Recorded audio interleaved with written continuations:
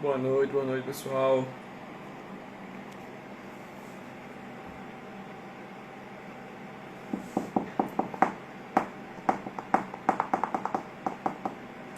Vamos falar hoje sobre o tema que é um perrengue de muitos, né? A capacidade aeróbica. E muita gente atualmente tá botando desculpa da máscara. E quando vai treinar, a culpa é da máscara que fodeu o meu cardio, não sei o que. Sempre rola esse migué. Então dessa vez a gente vai falar bem um pouco mais profundo do que o normal, tanto de as adaptações relacionadas ao sistema aeróbico, sobretudo o VO2 máximo, como também os tipos de treinamento e qual o treinamento induz de cada tipo de adaptação. Porque, por exemplo, a gente tem que avaliar o atleta para saber se o problema dele se relaciona mais à adaptação central ou à adaptação periférica, e daí a gente pontua, a gente direciona o nosso treinamento. Nunca tive Covid até antes do. Nunca tive carne até antes do Covid. Cara, é um sentimento de muitos, viu?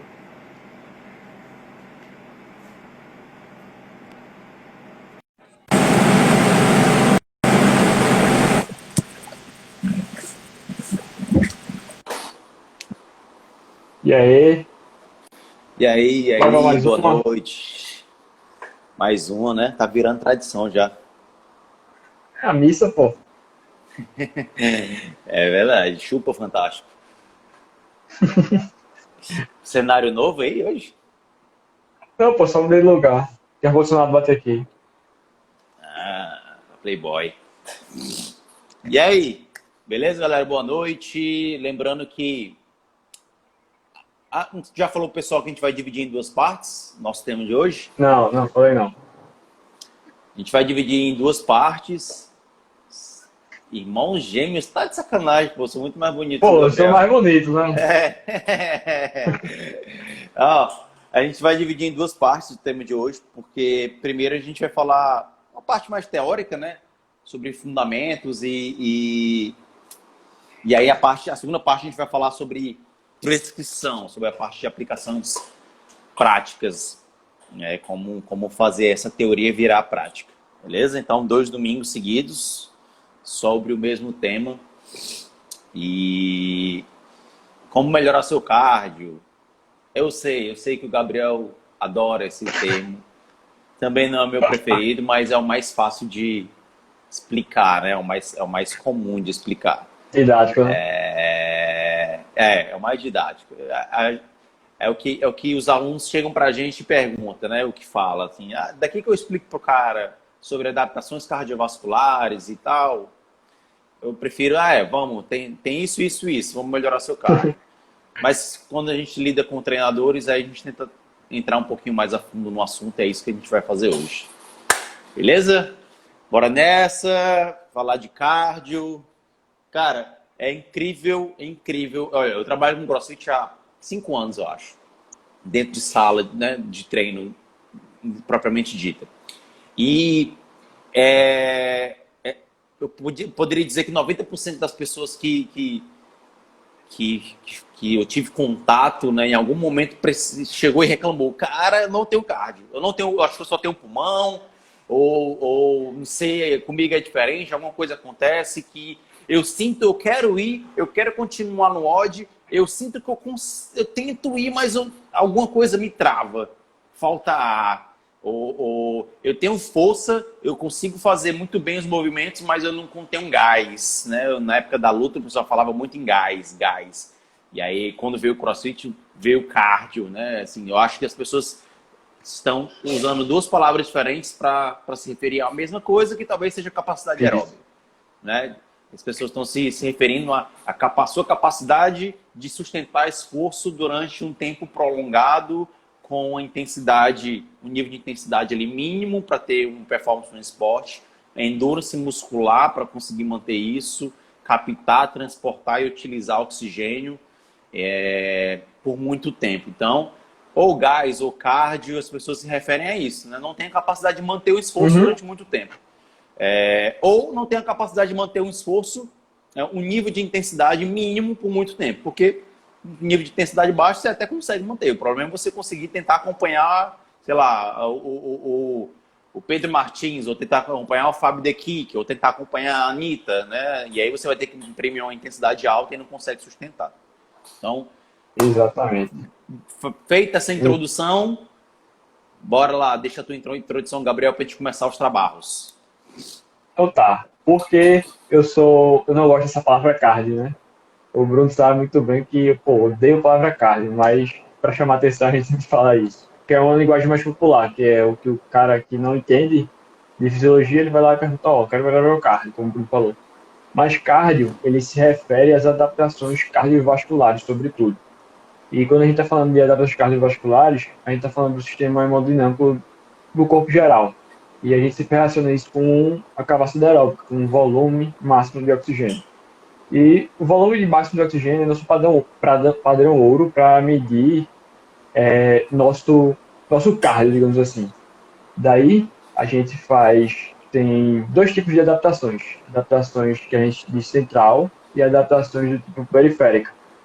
A central, a gente se relaciona mais à parte do sistema hemodinâmico, circulatório e do coração.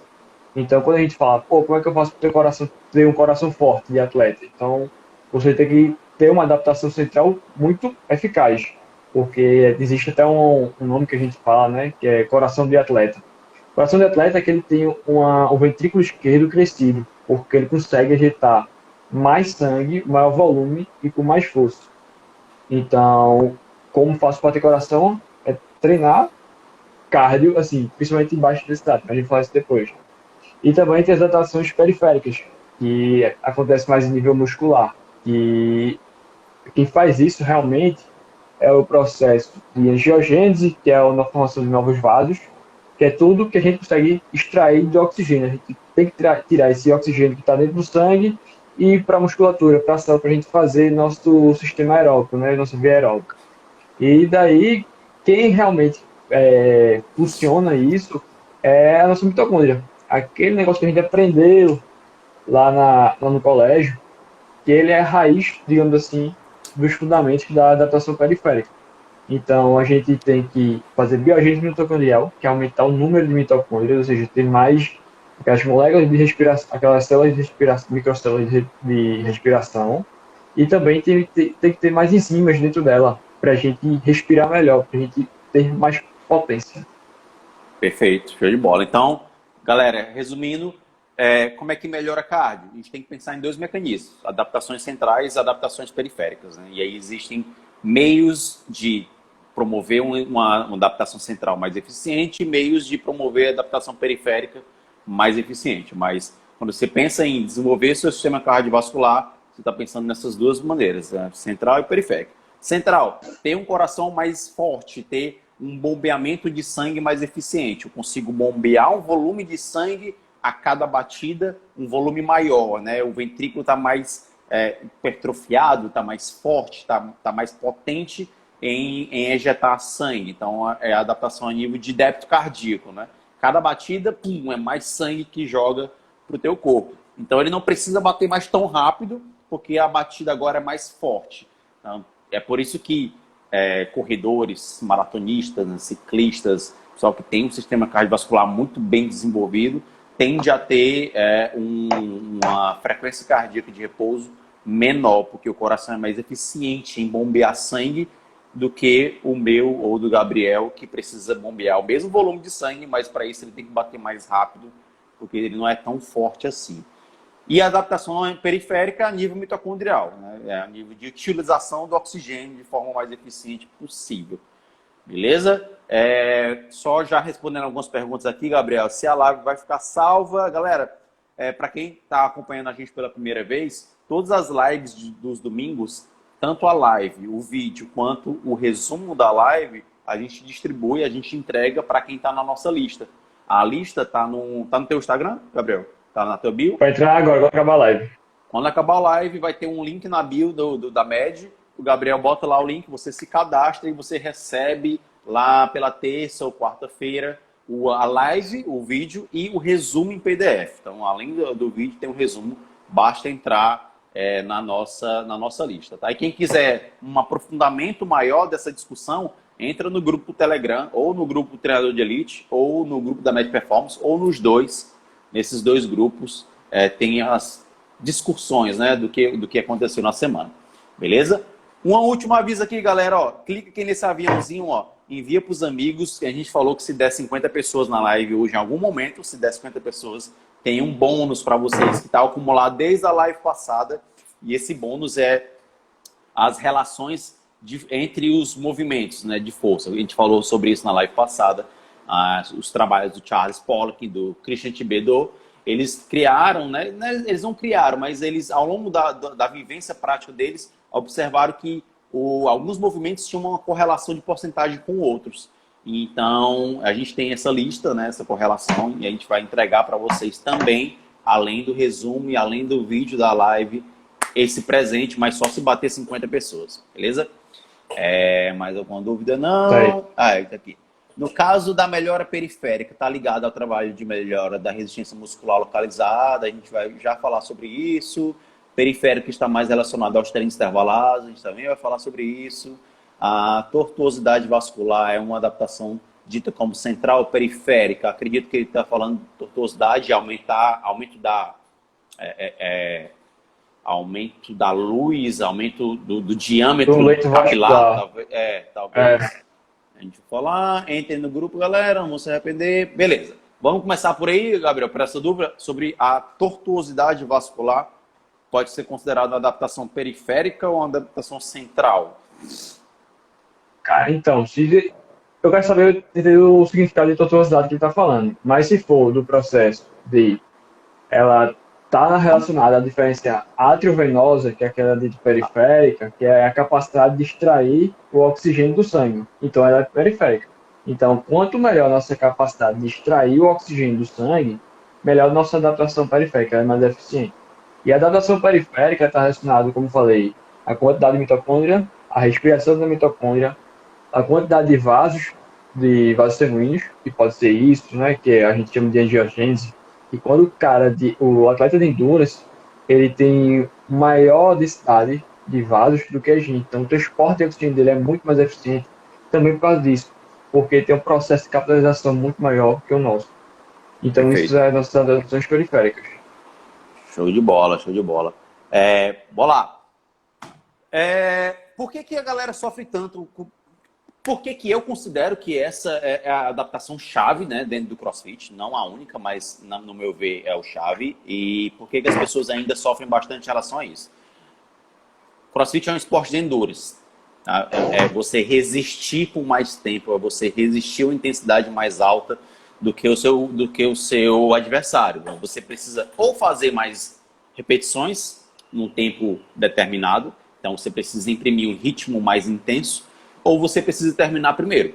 Tá? Então, nos dois, você precisa resistir, né, à intensidade alta durante um tempo determinado. Então, primeiro, já começa que é um esporte de endurance, não é um esporte de potência, não é um esporte de força. É um esporte que prioritariamente é de endurance. E para treinar endurance, existem algumas características específicas do treino de endurance ao longo do tempo. Né? O que é que se viu durante o CrossFit durante muito tempo? Acreditar que era um esporte de alta intensidade.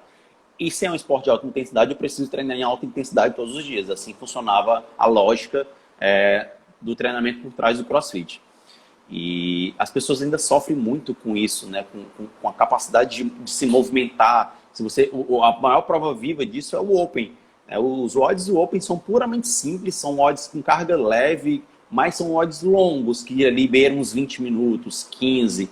E aí geralmente são reps, você precisa ficar rodando nisso, rodando. E aí você começa a ver a diferença dos atletas de elite, né, dos atletas RX nacionais e RX elite mundial, para as pessoas, os alunos do boxe. E a grande diferença é que os caras conseguem se manter rodando numa intensidade maior do que a gente. Enquanto a gente faz 10 rounds, eles fazem 18, 19, 20. E não é técnica, não é força, porque são WODs com carga leve, geralmente 40, 50 quilos ali na barra. É capacidade, né? Capacidade aeróbica, é potência aeróbica, é você conseguir se manter em intensidade por mais tempo. E aí, por que que isso é uma experiência minha, tá? Não é nenhuma verdade absoluta. Por que que isso ainda é uma dor muito grande das pessoas? Porque é chato treinar isso, entendeu? É assim, eu gosto, mas a maioria das pessoas do CrossFit acham chato fazer treinos de remo, fazer treinos de bike, fazer treinos de corrida. Eles gostam mesmo de fazer o WOD, gostam de se testar todos os dias. Então, você seguir um pace determinado do começo ao fim do treino, um pré-determinado, é chato, né? Foge um pouco da ideia que o CrossFit sempre propagou de ser constantemente variado, de não repetir treino. Então, vai um choque em relação a isso. E aí eu acho que criou-se essa cultura de um pouco de repulso em relação ao treinamento de endurance. E é engraçado isso, Bruno, que, por exemplo, o que diferencia o atleta na capacidade aeróbica daqui do Brasil e do lado de fora? Duas coisas, basicamente. Eles demoram a entrar em fadiga muito mais que a gente, ou seja, eles vão demorar bastante para ficar em fadiga, em acidose, enfim. E quando eles estão em fadiga, eles conseguem resistir muito mais tempo na fadiga do que a gente. Daí, o termo que a gente fala resistência à acidose é que dizer que as fibras deles estão conseguindo produzir ainda força em um ambiente inóspito, que é uma acidose muscular. Então, por exemplo, a galera daqui, velho, não é demérito, mas sim uma questão de tempo também, porque a galera lá treina muito mais tempo, enfim. Os recursos são bem diferentes. Mas o cara que entra em acidose aqui, ele entra muito, muito antes. E eu fiz até aqui aquele gráfico, pra galera entender, de intensidades. Aqui tem um cara... Vira aí de isso, assim. Tá melhor? Tá melhor. Essa linha verde, vamos dizer que é um cara elite, mas elite brasileira. Ele tá fazendo o WOD do Open e ele tem o primeiro limiar, que começa a acontecer o acúmulo de lactato e, consequentemente, da dose do H+. Só que ele começa a acontecer no minuto 3. Isso é um exemplo hipotético. Já o atleta lá de fora, ele consegue no minuto 5, ainda está no limiar, ainda está chegando no seu acúmulo de lactato. E quando ele está em fadiga absoluta, digamos assim, quando está em acidose, que a gente chama que passa do limiar anaeróbico, o atleta brasileiro ele chega em fadiga no limiar 3, ou no minuto 7, desculpa. Já o cara lá de fora, no minuto 11 ele está entrando. Então ele demora muito mais a entrar no estado de acidose propriamente dita. E se você está fazendo um WOD em estilo de AMRAP, ele já deve estar 5, 6 rounds na sua frente e você não pega mais. Se for um WOD... O maior exemplo que eu uso é... Eu sempre esqueço o nome dele, velho. O marido da Amy. O 20.2. Frederico. Isso. Velho, no WOD 20.2, que foi 6 thrusters... 4 thrusters, 8 pé na barra e 24... Acho que era isso. 4, 8 e 24 double unders. Durante 20 minutos. Pô, o cara fez 30 e poucos rounds, eu acho. 6, 12 e 24. Era 6 thrusters, 12 pé na barra e 24. Ele entrou no 30º round. 30º. Ele foi o que ganhou. Ele ganhou esse Open. E ele terminou Suavão, brincando, falando, foi na câmera, mostrou lá o resultado dele. Pegou a caderneta, assinou, mostrou. E saiu andando. Pô, então é justamente isso. O cara demorou a entrar em fadiga, ele sustentou sua acidose e mesmo assim ele não despecou no workout, né? Ele não chegou no seu limite máximo. Exatamente. Porque o workout com movimento simples, né? Que ele consegue sustentar por muito tempo.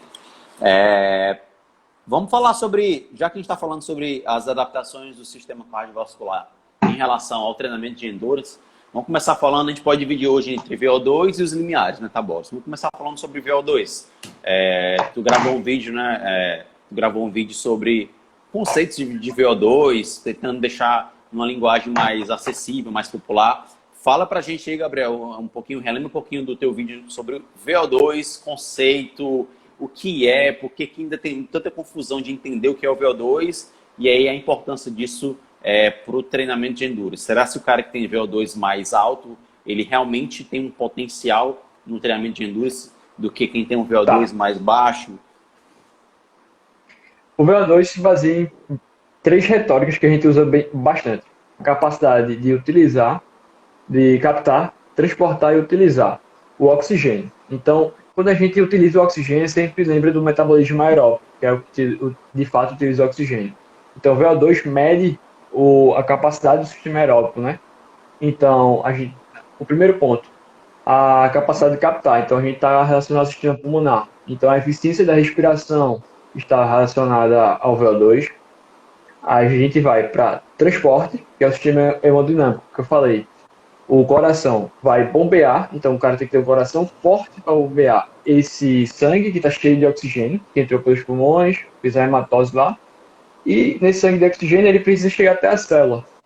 Então, chegar até o músculo esquelético para fazer a utilização desse oxigênio. Então, o coração vai mandar para o músculo, através dos vasos sanguíneos, e o músculo vai ser responsável por tirar esse oxigênio da circulação e utilizar esse oxigênio. Então, essas três premissas formam o VO2 máximo. Então, é o volume de oxigênio que você consegue transportar, captar, transportar e utilizar por minuto, né? Então, Que a medida é a cada minuto. Então, o que quer dizer que o cara tem um VO2 baixo, digamos assim?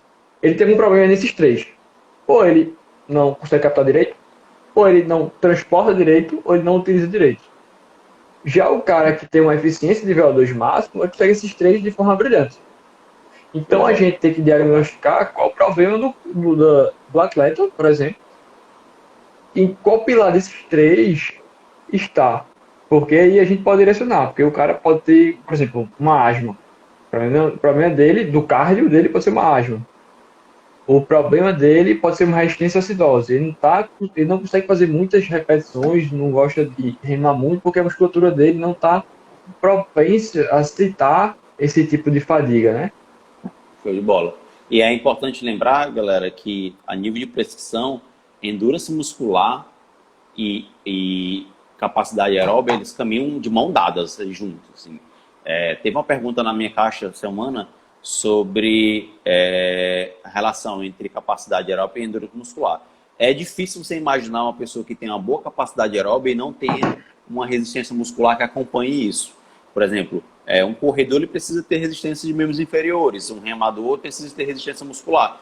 Você consegue desenvolver sua capacidade aeróbica máxima se a sua resistência muscular permitir.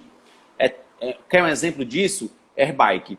É muito comum que as pessoas na airbike primeiro sintam a perna queimar e elas acabam diminuindo o ritmo quando a perna começa a queimar antes de sentir a queimação, né, no pulmão, a falta de ar, aquela sensação de que o cardio está limitando. Então a primeira limitação, geralmente na airbike, principalmente para quem não tem tanto hábito de pedalar, é a nível muscular, é resistência. Você não consegue tolerar aquela acidose, não consegue tolerar os íons de H+, assim, na perna. É pouca resistência a isso e você não consegue nem desenvolver sua capacidade aeróbica máxima porque sua perna não deixa mais você pedalar. E aí é tanto que nas primeiras semanas de um treino específico de bicicleta, a primeira melhora que você observa é na resistência muscular. Você sente que você consegue pedalar mais tempo e tolerando aquela acidez. Você sente arder, mas você sente que consegue pedalar mais uns 2, 3 minutos do que antes. Depois disso, você começa a sentir adaptações a nível central. Assim, agora sim, eu consigo sentir que o meu cardio melhorou. Mas, geralmente, a primeira adaptação a nível muscular. Então, o treinamento, um ciclo de capacidade aeróbica, ele caminha junto com um ciclo de resistência muscular. Então, é muito comum você estar num programa que você está numa fase de treinamento de endurance e você vai desenvolver capacidade aeróbica e também vai desenvolver resistência muscular localizada. Show? Exato. Tanto que, por exemplo, o débito cardíaco também está relacionado a isso. Por exemplo, você está fazendo lá wall ball, as múltiplas contrações vai acontecer aquele pump, aquele aumento da musculatura. E aí vai atrapalhar a chegada do oxigênio nas células. Então, o cara que tem um débito cardíaco forte vai fazer com que o sangue vença a resistência que os vasos tá impedindo a passagem. Então, a gente tem que saber. Então, não é uma negando a outra. A gente tem que trabalhar em conjunto, tanto na adaptação periférica quanto centrais. E a gente tem que saber qual o problema do cara. Como o Bruno falou, se você pegar a airbike, o cara que está iniciando, a resistência muscular dele é muito fraca. E daí você pode ver que muitas vezes a frequência cardíaca dele não sobe tanto, mas ele para por exaustão muscular. Isso Exato. é até o que a gente, no teste incremental, que a gente já falou nas anteriores, se a gente mudar o padrão, por exemplo, uma bike erg, que é só o membro inferior para o remo, é totalmente diferente os limiares, Total. porque o padrão de massa muscular que acontece na bike erg é Envolvida, muito né? menor, é muito localizado. Então, É a isso. gente também tem que diferenciar isso. Perfeito. Fechou de bola. Galera, eu vou ver algumas perguntas aqui, tá? Para a gente passar para outras questões ainda sobre VO2. Foi Frederic, a Egídios. Mas se há acidose, significa que ele está acima do limiar aeróbio, certo? Eu acho que eu entendi. Anaeróbico, né? Eu acho que ele quis dizer o anaeróbio, né? Acima do limiar anaeróbio, que está acontecendo um acúmulo, né, de íons H+, pelo o aumento de contribuição do sistema lático. Sim. Se está tendo uma acidose, ele está tendo um acúmulo de H+, provavelmente proveniente da degradação do sistema glicolítico. Agora, quando você fala, por exemplo, Vinícius, o cara que nunca pedalou, ou não tem o hábito de pedalar, o aluno de boxe, né, da classe normal, você pede para ele fazer ali 10 minutos de bicicleta. Ele ainda não entende o pace dele, né? Como ele não tem vivência com bicicleta, ele ainda não entende o que é o rápido e o que é o fraco. Então, qual é que é a tendência? É que ele começa muito forte na bike, a 65 RPM, 67, e depois de um minuto ele despenque. Quando ele despenca, ele começa a sentir essa acidose, porque foi um início muito forte de intensidade para ele.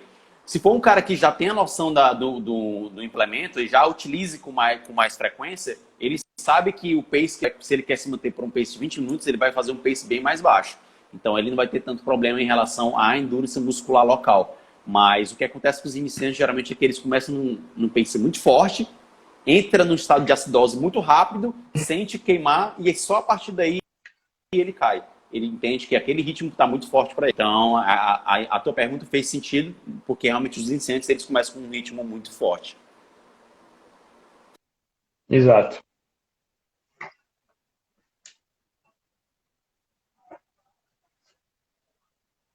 Ô, minha imagem aí?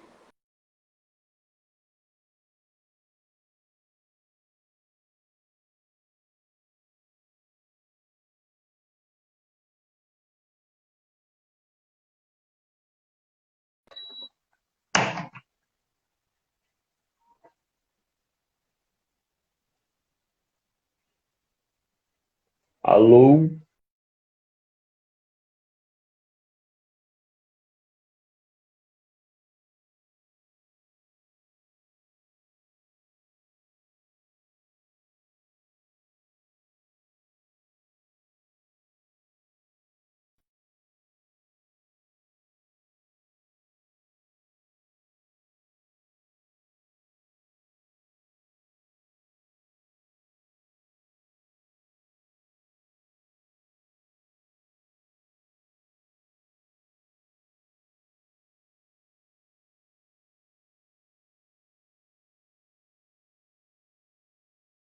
Tô?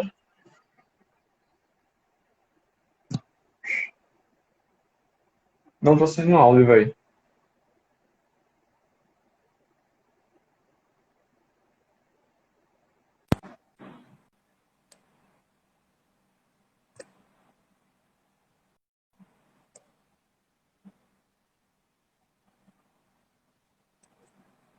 Não vai. Velho. Já desconectei.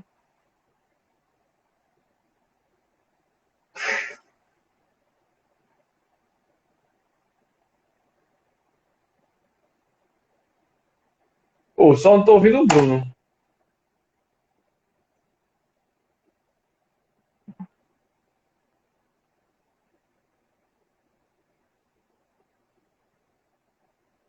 Não.